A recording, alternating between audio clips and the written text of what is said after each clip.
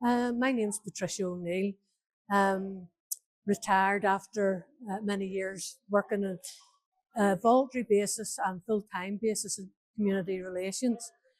I come from a mixed marriage, and we had sort of quite a hard time at the start of our relationship with neighbours, not sort of appreciating our union, put it that way. So we had to move out from where we were. And I always wanted my children to be able to grow up somewhere where that wasn't going to be a problem. So when I got the opportunity of applying for a job in the Community Relations Council, I took it, and I got a job there and worked there for 24 years. During that time, I met many people doing really a lot of good work. And my job there was in communications. So I interviewed people, I facilitated conversations, I wrote up stories about all the different groups that we funded. And so put together a magazine to send out to all our different people that followed what we were doing, and looked after all the social media as well in later years, not in the early years there, because there was none. During that time, I also worked in North Belfast as Community Relations Manager. And during that time, we actually, for the first time, got people from both sides of the divide on the interfaces together to talk. The first meeting was, to be honest, quite frightening because we had a lot of complaints about why we hadn't invited certain people. And I sort of could see people's reasoning in it. They were scared there'd be too many from one side, too many from the other. So what I did was explain to them that if they give me the names of the contact details of people they wanted around that table, that I would get in contact with them with the minutes of that meeting, and then it would be inclusive. So a meeting that started out being very tense ended up actually going quite well, and things grew from there. When I left CRC, I worked for a while with Community Dialogue, doing their communications. And now I'm on the board of Community Relations in Schools, who are doing fantastic work, bringing children together from across the divide, their parents together, teachers together from the schools, just creating a really good system of contacts. And when there's trouble between different communities, those contacts are vital to keep things going. That's what I sort of think for the future. The agreement wasn't the end of something, it was the start of something. And I think there was a real opportunity there for very sort of progressive risk-taking politics, which didn't happen. People sort of settled back in. But I see big differences. You can see it all over. And with the opportunities our children have that they didn't have. And over the past few years, I've seen really a lot of young people doing a lot of good work. They have to deal with things that we have left them. And those things are segregation, paramilitaries, territorial markers, all of those things. But there are a lot of really good work being done by Youth Action, all the different youth organisations. And I really have great hope for the future, because I know that my children and their friends have moved away from sort of this side, that side politics, and want a better future then for their children. So I have great faith that they'll be able to do it where we failed. Siobhan Fitzpatrick, I'm the chair of the International Network for Peacebuilding with Young Children that has been hosted by Early Years. I worked for Early Years for more years than I can remember, and we established the network basically, arising out of our own conflict situation and linking with other conflict countries around the world. The focus on seeing the importance of investing in young children and their families as one of the pillars in terms of of building peaceful communities. Well, it's been amazing to see some of the changes that have happened over the last 30 years. When we established the network and developed the Media Initiative Respecting Difference programme, sectarianism was a key issue, and we were in a post-conflict society. We're just about to revitalise that programme, and in doing some of the consultation, definitely issues around sectarianism have decreased, but other issues, other isms like racism have increased. So, I feel that there's still the need for the investment in appropriate peace building programs for children and young people so that we can build a more inclusive, harmonious, socially cohesive society. I am Paul Caskey. I'm the Chief Executive of the Integrated Education Fund. I'm honoured and humbled to be here today at the Quiet Peacebuilders Award.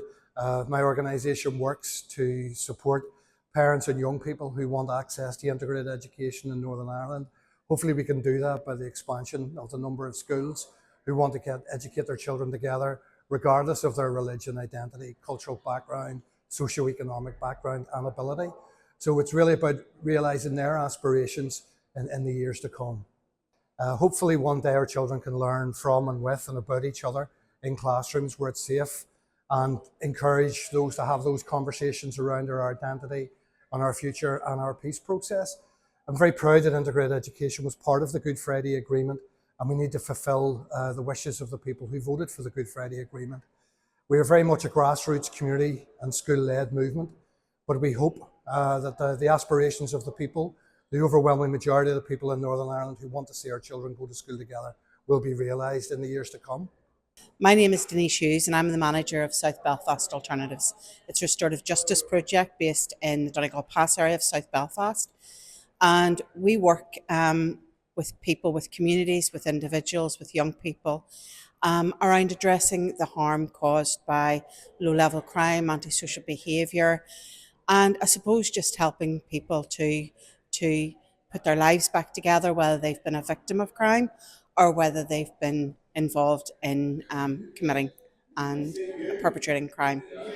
And also a lot of our work is around making sure that, especially young people, that we understand why they get involved in antisocial behaviour and low-level crime and activity, and kind of help them to understand what that's about and what's leading them into it, and try to find them more positive ways and more positive activities for their futures. Yeah, I am actually quite hopeful, even though it feels at times with global politics, even with local politics, that things are quite bleak. I think the good's there if you look for it.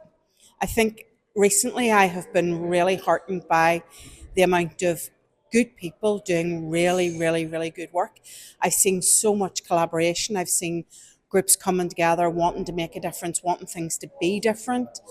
I think there's an energy, I think there's an optimism if we look for it and if we support it.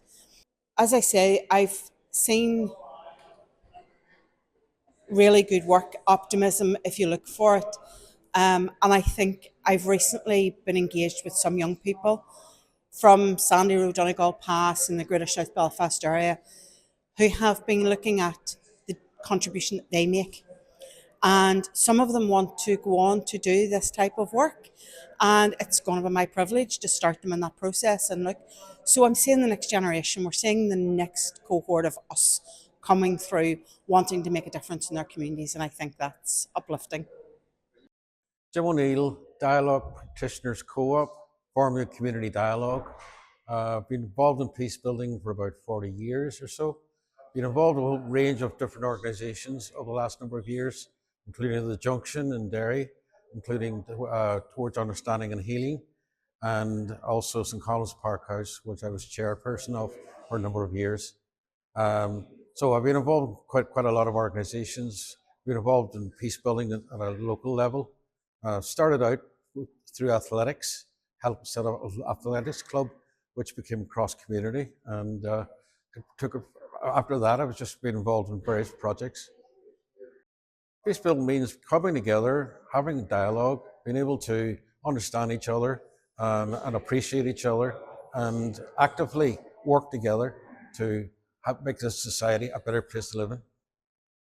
My hopes and aspirations, basically, we're somebody said in there, we're living in a society of minorities, and my hopes and aspirations is that this society moves forward in terms of cultural identity and respecting all cultural identities that exist among us, and that we have an opportunity to share those identities together and be able to understand and appreciate what those cultures are all about.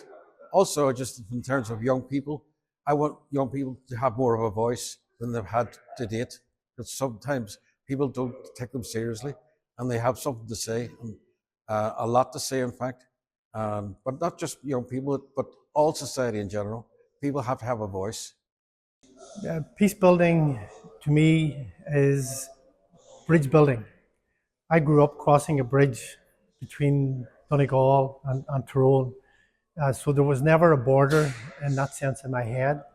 And all throughout my work, I began to understand that if you want to build peace, then you have to start where people are on either side of the bridge, and then you have to build confidence so that people begin to understand people at either side of the bridge, so that they then can begin to build the relationships that are at the fundamental basis of any sustainable peace building.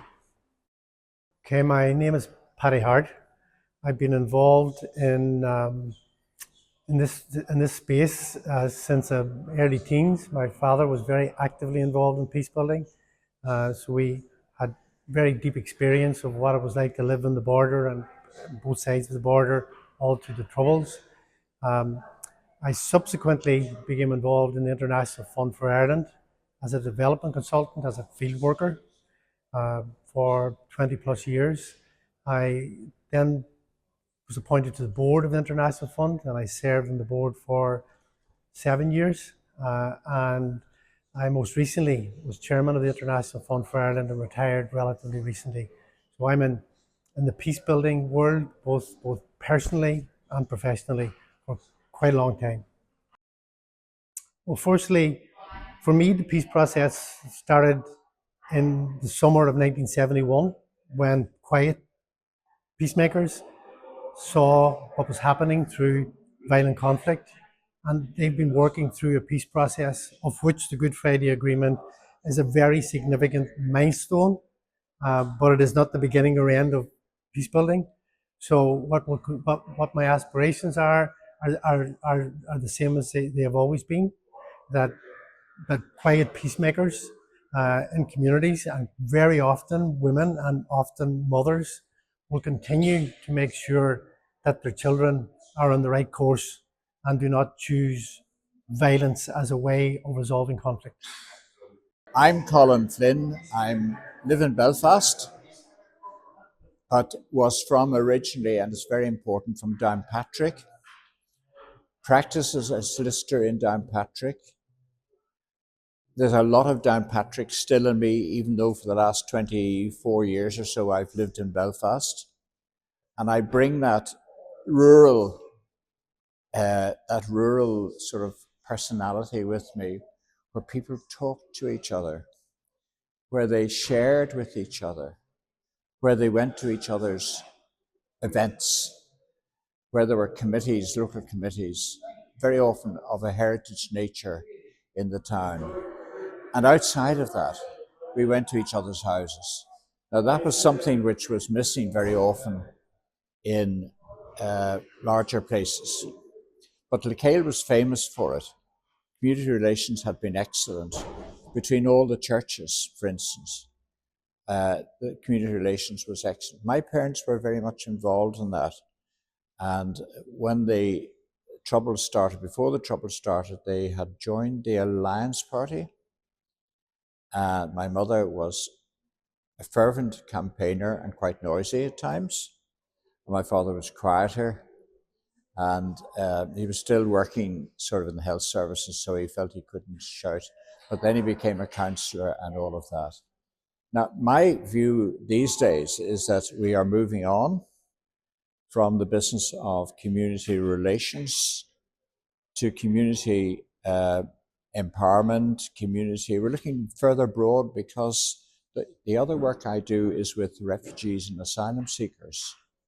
Now, I can't advise anyone legally because I'm not a member of the Law Society these days, but I do help people through by pointing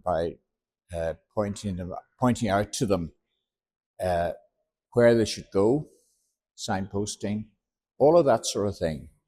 Now, for me these days, the important thing is that we talk to each other. We're talking to a wider section of people.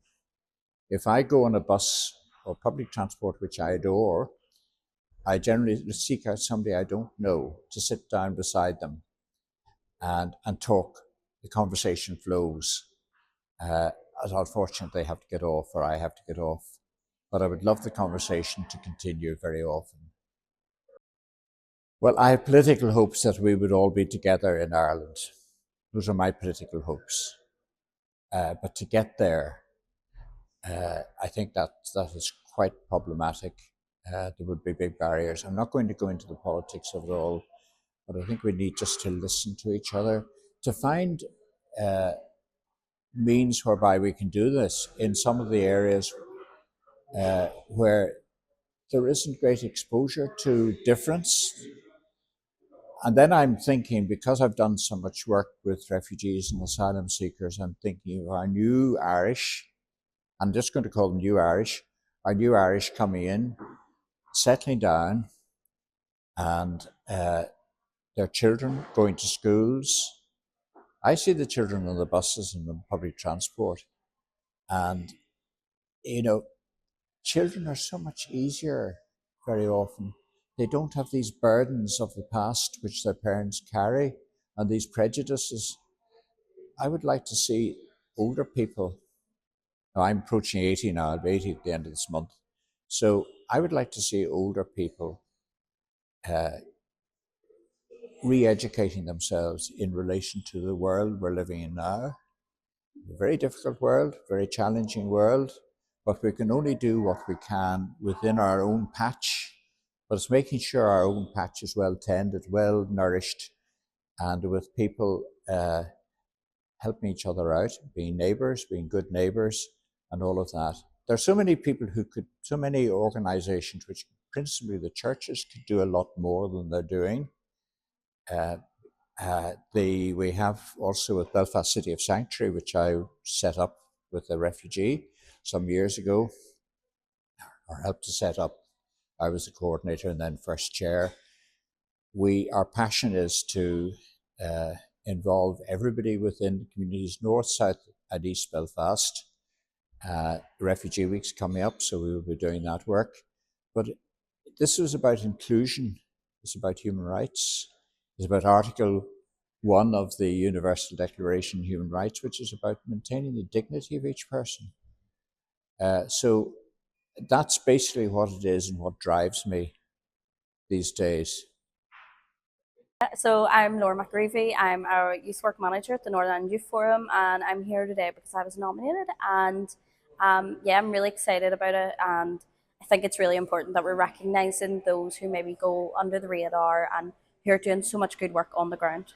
I work for the Northern Ireland Youth Forum. I'm a youth work manager there, and what we do is promote the voice of young people. So whether that's through peace building or through housing and homelessness issues or talking to government, we engage young people with decision makers, and that's absolutely key to our work. We're a youth-led organisation and been running for just over 45 years, and we continue to grow from strength to strength, amplifying young people's voices across Northern Ireland. So I was born just 6 months before the Good Friday Agreement, which feels really topical. For me, it's really interesting to look at how things have changed and also how we can use the past to look forward. And for me, it's about creating that space for young people to have them discussions and be a part of the conversation. Often that's lacking, and it's up to me and others like me in positions like me that are able to create them spaces and look forward with young people and have them as part of the solution moving forward in the future. My name's Lyn Moffett, and I've been working in peace and conflict for 35 years now. I kind of fell into the work really because when my children started school, I went back to work as a 10-hour-a-week secretary for the Centre for the Study of Conflict at the University of Ulster. And from that very, very small beginning, I was so inspired by the work that was happening in the Centre for the Study of Conflict and the Ethnic Studies Network, and then subsequently INCOR, who I worked with for 11 years, that it became my passion. I really wanted to get out into the field, out into the community, and make a difference to community relations and helping everybody to feel as if they belonged in this country. I feel as if we're in more flux and more danger in terms of the global peace situation than we have been for many, many years. And that does impact on what's happening here. I look around at people who are in this room today and the people that I have worked with, and I have worked with some amazing people in the last 35 years who've made such a difference here. And I believe that there are still people with passion and compassion who really want to make this place work. But we've still got a long way to go. We're 30 years post-peace process, and we've still got a long way to go. And without good political leadership, as well as good civic leadership and good community leadership, I think it's still going to be a struggle. But we always have hope. We always have hope, because we also know that there are young people coming up behind us who don't remember what it was like to live with the conflict, who have grown up in a completely different environment. And we can hope that they, when they see what's going on in the world, they start to take control of what's happening here, and they start to get involved in making this a safe place, a fair place, an inclusive place, and a place where everybody can feel that they belong. My name is Nisha Tandon, and I am the Chief Executive of Art Sector, and I am also the Artistic Director of Belfast Mela. I got a lovely email from John Hume Foundation to say that I have been nominated for this Quiet Peacebuilders Award. And I had no idea, but this is my first time I'm visiting Guildhall in Derry, London, Derry, and it is absolutely beautiful building. The architect, the storytelling, and the little museum, beautiful. Love it. And meeting all my old colleagues in that big room is also such a pleasure because we all have worked in the same field, but some of us are retired and some of us have moved on, but today we are all together, so that's great. Yeah, so Art Sector was founded in 2006, and this is our 20th year, it's our 20th birthday. After the peace process was signed, there was a lot of hate crime, there was a lot of race hate specifically, and the influx of a lot of new communities were coming in. When I say new communities, it was basically Europeans and Indians and Africans and Filipinos, and the hate crime level had gone up, but there was no real support for those people who were coming here. So that's the reason I started this, but I started from education because I find that education is the very important tool for our young people to grow and learn about other cultures. So from that, it was that why just do that? Why not bring everybody to a beautiful shared space where people can meet with each other, learn about each other, and that's how Belfast Mela was started in Botanic Gardens as a true cultural shared space.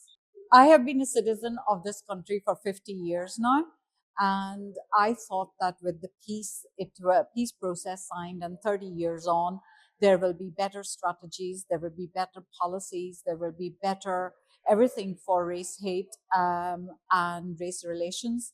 But unfortunately, that is not it's not happening that way. And the crime, race hate crime has increased. if you look at the statistics and what you've seen last year, year before that. And I think it is very important that we keep the agenda on the table and we keep talking about it and implementing what we say on the book.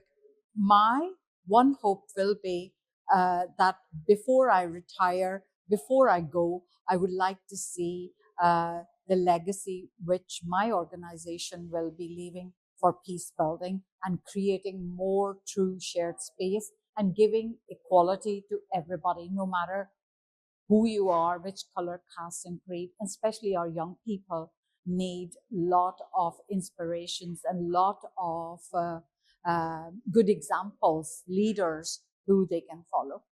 Well, my name is Julitta Clancy, and I got involved maybe 33 years ago in relation with a group in County Meath that we formed together in early '93, the Meath Peace Group, and also then slightly later, a group in County Louth called the Guildhall, which was very much a cross-community north-south group. And in the Meath Peace Group, what we wanted to get about was starting to build understanding, starting to educate ourselves and to empower others, because, you know, we were late to the peace building work, but we were very privileged from our very earliest days, when we came up to Derry and to other places, the wonderful people we met, the people who were working in communities, courageous people, the families of victims and others, and people who had worked so hard at the coalface, and which we in the South didn't actually hear about, because all we heard about were the violence, and that's all we ever heard. And all we ever heard was politicians maybe arguing on the television and radio, and every day waking up to a new atrocity.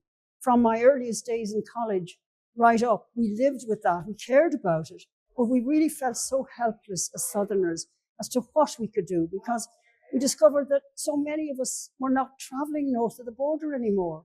And one of the first things our group did was go around schools in County Meath and find that in every classroom, only one child had ever visited the north or gone across the border. So we set about trying to do how we could educate ourselves, bring people from all communities, and I mean all communities, into classrooms in County Meath and County Louth, organise public talks so that people wouldn't be fearful and could engage with each other across, talking in a place in County Meath which was outside the Troubles area, where people could feel safe to talk. And we were just very privileged by the people we met, the people already working in peace, the people who had suffered so much, the ex-prisoners and the families who were coping with the problems in all of their communities. I mean, we had no idea of living in divided societies. And we were privileged with all the people we met, with the Guildhall in Louth that was started by an Ulster Unionist, Roy Garland. And he was able to bring to us people from the Orange community, the apprentice boys from different political parties, to engage with Southerners and with nationalists and Republicans from Northern Ireland. So it's actually a great honour to be here today. I wish the whole group were here. My husband is here, John, but we were remarkably lucky in the people we met. And even though in the early days we got threats and all sorts of obstructions put in our way, we were very, very privileged that the people of Meath came out every couple of weeks to listen to people late into the night and engage with them from across. And I think we learned so much, because every time we had a meeting, we learned so much. I mean, it got at our hearts, it tugged at our memories, at our own understandings of history. But it actually was an opening up, it was a filling of jigsaw puzzles, and particularly the sharing of the stories by victims and their families. That was an amazing thing, to hear their stories. But I really want to make an emphasis today on how we need to empower young people, how we need to free up young people and not trammel them with our convictions and our backgrounds, but to enable them in many, many ways to engage and to think about the problems on this island and how they together collectively can work together. Because in the work we did in schools, we saw such great hope. We saw young people engaging with people from different backgrounds and communities, and that is so badly needed with the whole makeup of the island of Ireland now. I mean, I grew up, when I left school, the age of 17 or 18, civil rights demonstrations were starting. And then it all descended, everything descended after Bloody Sunday into just violence all the time, unremitting sectarian violence. And we grew up feeling this would never end. This would never end. And then I just remember, you know, when we did finally meet people in early 93 and saw how they were so bravely had hope in their hearts and were working for it, and people who you would say, you know, they shouldn't have this forgiveness in their hearts, but they had, and they gave us an inspiration. So all I'm saying is to those young people is build on this peace and respect each other, and remember that we on this island have come from very different backgrounds, and each of us has a right. Each of us has the right to live in dignity and to have human rights and civil rights, and we have now very diverse communities coming to help us and live in this island. And I think there's great hope. I've great hope in young people. And I feel, you know, just build on that, know that you can do it, but don't listen to the influencers. Don't listen to the people who want to bring you back. Try and look forward, look for the people with hope.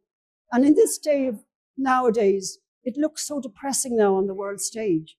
But when you hear people, whether they're in Palestine or Israel or here, who are speaking with love and hope and forgiveness in their hearts, that's what we've got to work on. Build on that best in humanity, which I've seen among young people in County Meath and County Louth.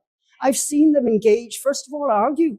Yes, argue with Orangemen, argue with Republicans, argue with Loyalists, and then starting to engage and move on. Because when you start to listen to others and you acknowledge their stories, you can give space to move on. And we found that. We learned so much. Every day, even today, I've learned so much from people today. And that's been a privilege because we grew up, as I say, feeling it'll never end in the North. It'll never, ever end. It's so divided. There's so much hate. There's so much hurt. And yet, once we started to meet at grassroots level, you were meeting human beings. And politicians can do amazing work, but grassroots people, ordinary people of all ages, men and women, because women, yes, but I have met some wonderful men in the peace building work as well. And I think it's wonderful that the John and Pat Hume Foundation are honouring peace building, because that will give hope to young people. And remember, peace building is stronger than war making. Peace building is what we're all about. And have faith in it and never be deterred by those who will bring you down, the cynics, the people who threaten you, which we all found in County Meath, people who tell you you're wasting your time, the apathetics. Just hold faith. And I'll always remember the wonderful women and men that I had the privilege to meet in early 93 in many parts of Northern Ireland from all communities. And just have that faith in yourselves to the young people. I first met John Hume in 1968. He was just coming to prominence. I was then a sixth former at Methody, and we invited him to come and speak to our school current affairs society, and I was the chairman of it. And I think it was the first time a non-Catholic or Protestant school had invited him, and there were actually demonstrations when he came, on the grounds that we shouldn't have these kind of people. What are we doing? We were supposed to be a Protestant school, and the headmaster took a very strong, Stanley Warren, a very strong principled view. And so we know we will have John Hume, and we had a wide range of people. We also, for example, had someone like William Craig, who was had been the Home Affairs Minister. There was, I think, my first encounter with John Hume. He was amazing.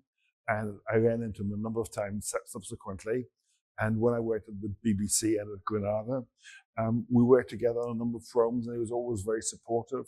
And he always wanted to help people's knowledge, to help people's understanding. And he certainly wasn't into spinning things. And he was very respectful and very kind to, I think, all kinds of people, regardless of your background. And I think he also had a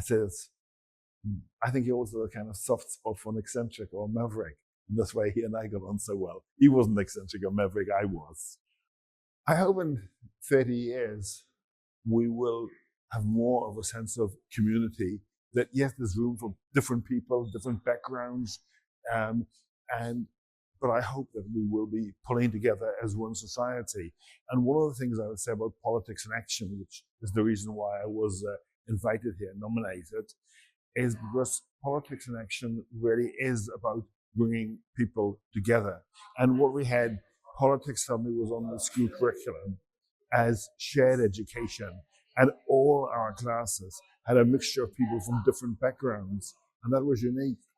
And what we also did with our students, we had every class, and there were mixed classes, had one trip to Stormont. They would have had one trip to Westminster and one trip to the Dáil.